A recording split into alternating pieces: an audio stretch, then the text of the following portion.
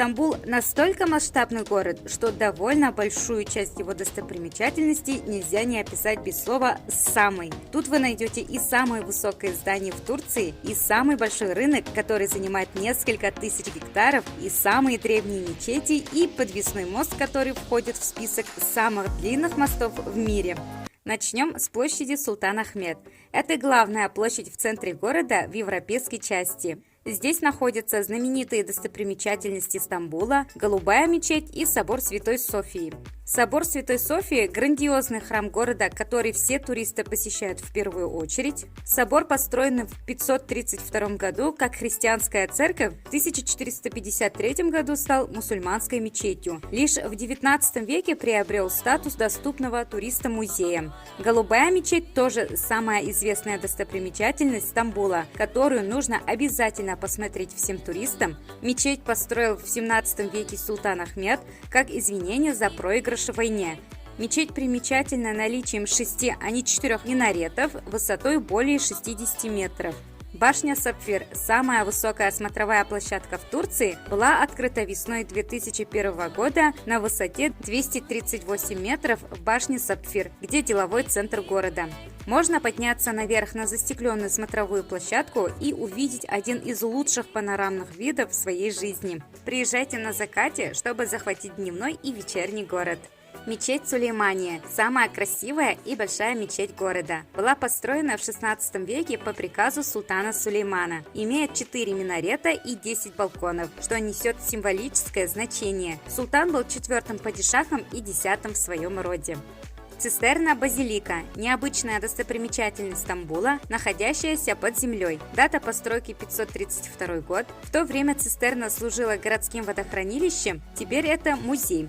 Действия нескольких книг, фильмов происходили именно здесь. Дворец Долмабахче. Дворец построен в 1843 году. Внешне он отличается от привычных исторических памятников Турции. Дворец сочетает стиль барокко, неоклассицизма, навеянного европейскими замками, а именно Версале. Теперь Долмабахче – общедоступный музей Стамбула.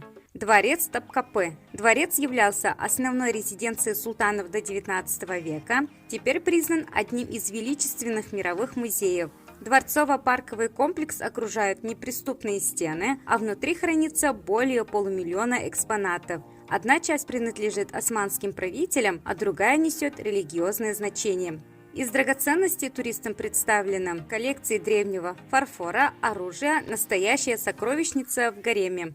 Босфор – это где пролив между Европой и Малой Азией, который соединяет Черные и Мраморные моря. При всей своей романтичности важная транспортная магистраль. Согласно популярной легенде, Босфор получил свое название благодаря дочери древнейшего греческого царя. Парк Гульхане – бывшая часть комплекса Топкапы, теперь считается один из живописнейших парков города Стамбула. На территории музей, зона отдыха и пикника, спортивные детские площадки, фонтаны, магазинчики. Из достопримечательностей, интересующих туристов, готская колонна, сохранившаяся со времен Византии. В конце парка смотровая площадка, откуда открывается потрясающий вид на бухту и город. Гранд-базар расположен в центре европейской части города, признан одним из самых масштабных рынков мира. Эту достопримечательность называют отдельным городом. На участке более 60 улиц, 4000 лавок, где продается абсолютно все.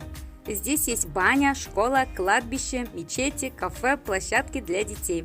Стамбул нельзя описать одним словом. Он старинный, но современный, шумный, но уютный. У него есть места, визитные карточки, но в то же время этот город многоликий. Лишь побыв там хотя бы раз, можно почувствовать особую атмосферу. И неважно, сколько времени есть в запасе. Стамбул можно прочувствовать за час, а можно не познать его и за неделю.